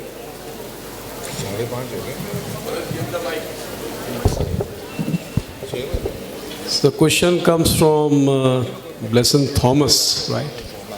Just like you said that posting pictures isn't safe, then what about the pictures that are posted and are kept in the gallery itself? Ultimately, my question is, does our personal unshared data have any potential threat? If yes, then how? Any data which you are storing where? You are not storing data in your own servers. Whether it is you have created data or the data is available there. Please understand, any data which you create is the property of Google. I am fighting this battle on my own. Because any picture you take, the Google takes it. Then he says, now your email you cannot transfer and you cannot receive any information or any message because your 15 GB is full. Did I authorize him to do it? First thing first, did I put an application कि give me 15 GB of data? Now he's asking me, और data लेना है तो मुझसे पैसे लो. ये वैसे ही है जैसे आपसे केबल टीवी पहले फ्री दिखाया गया और उसके बाद पैसे दिखाया गया. यहाँ उससे बड़ा कनोटेशन है इसके अंदर. ये डेटा जो है आपका, अभी डेटा एक्ट आया है, कितने ने पढ़ा है वो data act? Data privacy act पढ़ा किसी ने? नहीं पढ़ा. या पता है आपको आया है नहीं आया है? ठीक है, तो वो डेटा एक्ट में यही लिखा है डेटा कौन रखेगा, कैसे इस्तेमाल करेगा. और आपका डेटा है जो गवर्नमेंट आपसे लेगी, वो गवर्नमेंट की भी जिम्मेदारी है, प्राइवेट लेगा उसकी भी जिम्मेदारी है. But remember this thing, this data is not with you.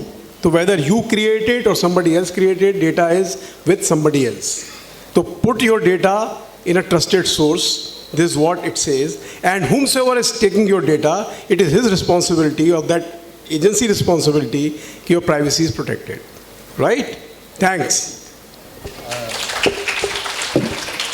A lot many questions coming. I'll just take one of them. Why and how you believe India will be a Vishwaguru? Because today's generation is busy in mobile, addicted to social media. In fact, they're not listening to you still.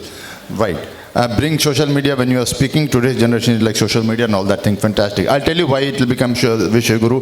Because जिसने भी ये देखा है उसको ये बुरा लगा है, और बहुत सारे लोगों को, more people को ये बुरा लगना शुरू हो चुका है. And it is because you have noticed is the reason that India will be a Vishwaguru. Because more and more people are going to be noticing it, calling it wrong, and more people call more and more this wrong is addressed. We come to the right path. It will happen because civilizational DNA सिर्फ भारत में है. And आपको विश्व गुरु सिर्फ इसलिए नहीं बनना है कि भारत की आवश्यकता है, इसलिए बनना है कि पूरे विश्व की आवश्यकता है. The entire world has lost it. They've lost and confused. अगर इस धरती में से कोई भी अंधकार हटाने का सामर्थ्य रखता है, इस धरती पर जितने भी कंफ्यूजन है, इस यूनिवर्स में, ब्रह्मांड में जितने भी प्रश्न हैं जिसका उत्तर अंधकार है, तो उस प्रश्न का उत्तर इस महान देश भारत की मिट्टी में कभी न कभी हमारे पूर्वजों ने दिया था. अगर वो खो भी गया है तो एक बार साधना करके देखिए, ये मिट्टी जवाब देगी. निकालिए और पूरी दुनिया को बताइए, न सिर्फ भारत का कल्याण कीजिए बल्कि विश्व का कल्याण कीजिए. And that's how you're going to be Vishwaguru. Thank you very much. And Vishwaguru is not superpower. Vishwaguru is a different thing altogether. Use social media for constructive information. Right. and use all this technology for constructive information, right?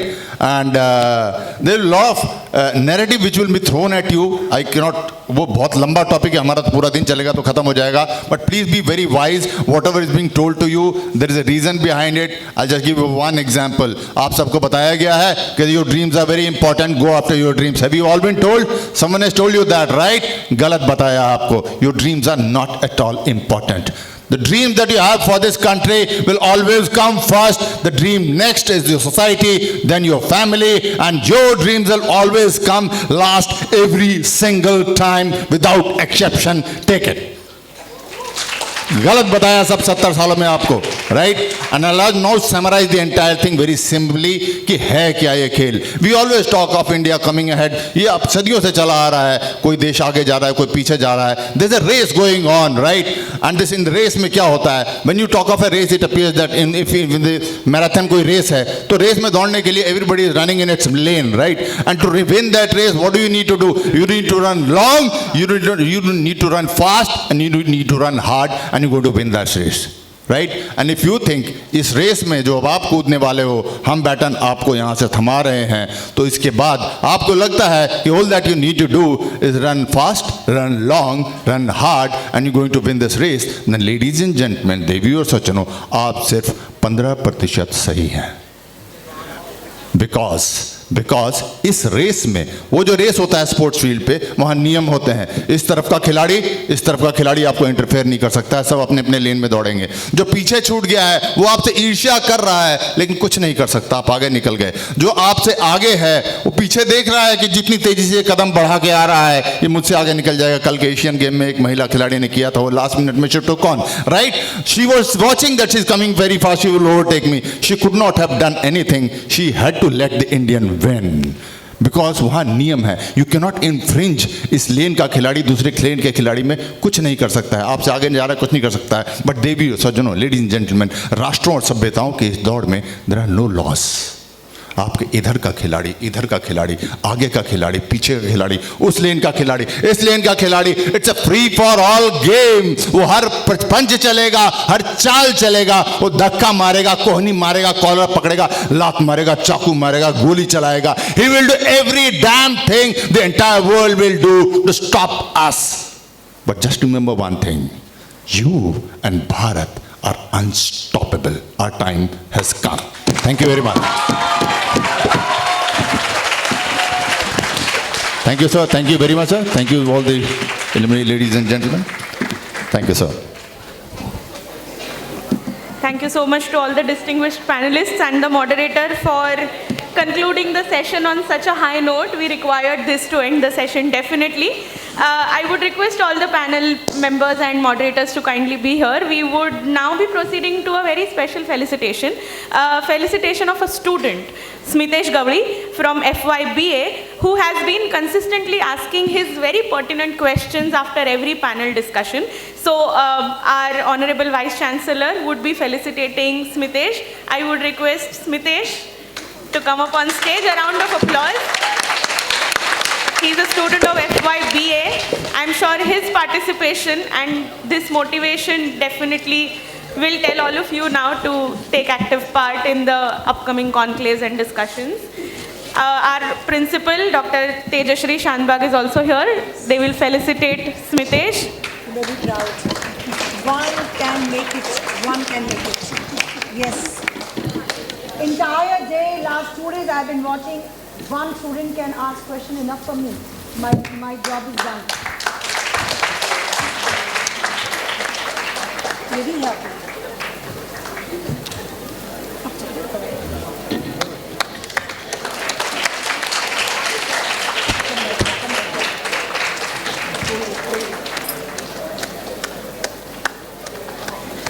Shabash, shabash. And by the way, he already got Principal's Award. And he reminded me, ma'am, you gave me award this February 2023. Sorry, I forgot the phrase, but now I'll not forget. I would request. God bless. What a voice. Join HSNT University. Performing arts.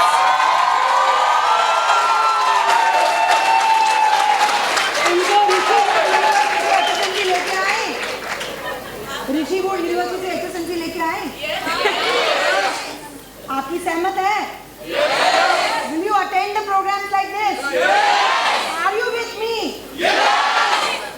चाहिए बोलो? थोड़ा कुछ आपसे सीख गए. Thank you. Yes. Air Vice Marshal Devesh Vatsa, our distinguished panelists. Shriram ji आप आइए बाबू. Sir, it was very inspiring. Very inspiring.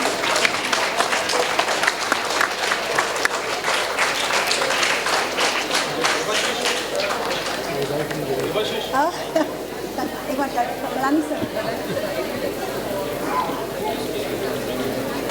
Sir, what a beginning, what a start.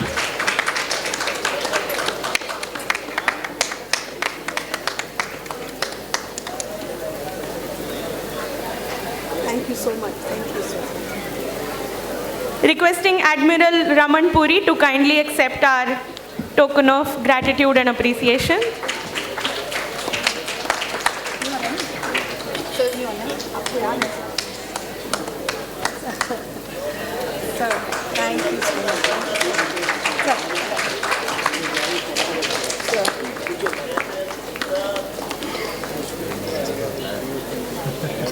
हमें होल्ड कर रही हूँ.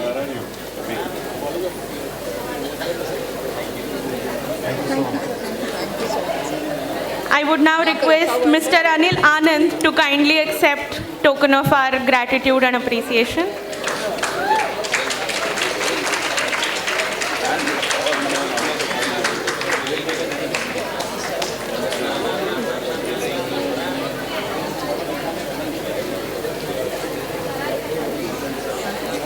Next, Mr. Balaji Venkateshwar, the panelist. I request ma'am to kindly felicitate Mr. Venkateshwar. Cyber security special बना देंगे ना इनको सबको ना.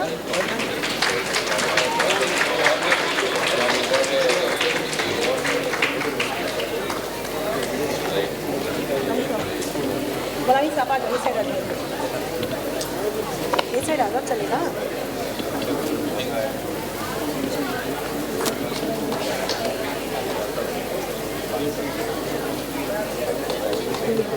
I would now request all the dignitaries to kindly gather over here for a group photograph.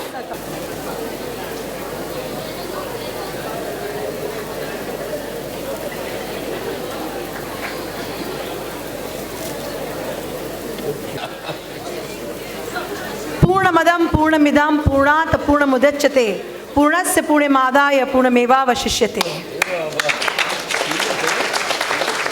This is called complete. And what is this? This is complete. And if it is incomplete, it will complete itself with the power of Almighty. And more we couldn't bring to you. We put in immense efforts with Youth for Nation and HSNC University together. We tried our level best to give you the best. And more will await you. It should not be just for credits. It should be that you sitting here and absorbing as much as you can and take away many things which will help you transform your future. We shall be bringing you many more conclaves, and we want you to just sit here, absorb, learn, and also pass it on. I'm sure that you are sitting here till 6 o'clock, and nothing I need to ask you.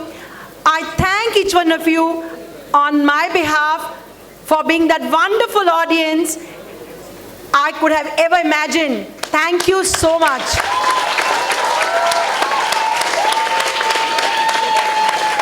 All the speakers here and the members of Youth for Nation told me, will the students stay back? I said, you are in HSNC University, Mumbai. You do not know them. So thank you so much for not letting me down. And next time, I want more and more questions. I want you to reach here on this platform and please pick up this opportunity of questioning and also answering the questions. Thank you so much. Over to Dr. Balani. And after that, we will take few minutes. We will end this program with national anthem. And before that, we have to do few felicitations, if you permit us. I would be failing in my duty if I do not felicitate my dear friends. Thank you so much. I want to bring forth Jay Carvalho and Surya Gune, who stood here last 2 days introducing, taking forth the proceedings. May I have both of them on the stage? The teachers who are backstage, Pratibha, Pratiksha, Mridula, Shailaja Rane. So please come forward. Swarna Sharma, Chalini Rai, Jyotsna Pandey, Ashu Vajpayee, Satish Kolte, Dr. Satish Kolte, Director NSS and Director Student Development, Dr. Mule, Director IQAC. These are the ones who made this happen for us. So a big round of applause for them. Thank you so much by being that wonderful team, my hands and legs and eyes. Thank you so much. Over to Dr. Balani. These 2 days were amazing, and I believe that we will never forget in our life. And in order to not to forget these 2 days deliberations, we have put all these proceedings on our YouTube channel. I will wish that many of you, if you have missed any of the moments, please visit our YouTube channel, and you can see all recorded videos on our YouTube channel, so that you can you can understand what happened in these 2 days.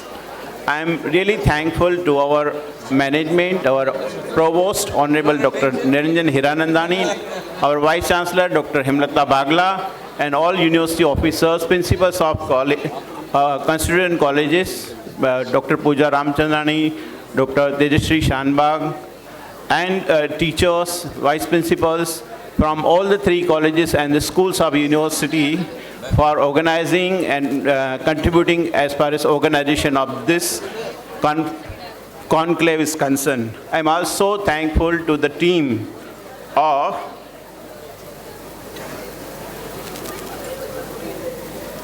Youth for Nation. Youth for Nation Foundation is a dedicated team of professionals who are really working on a motto, which I can read it for you in Hindi is, देश हमें सब कुछ देता है, हम भी तो कुछ देना सीखें. With this motto, this organization has collaborated with HSNC University.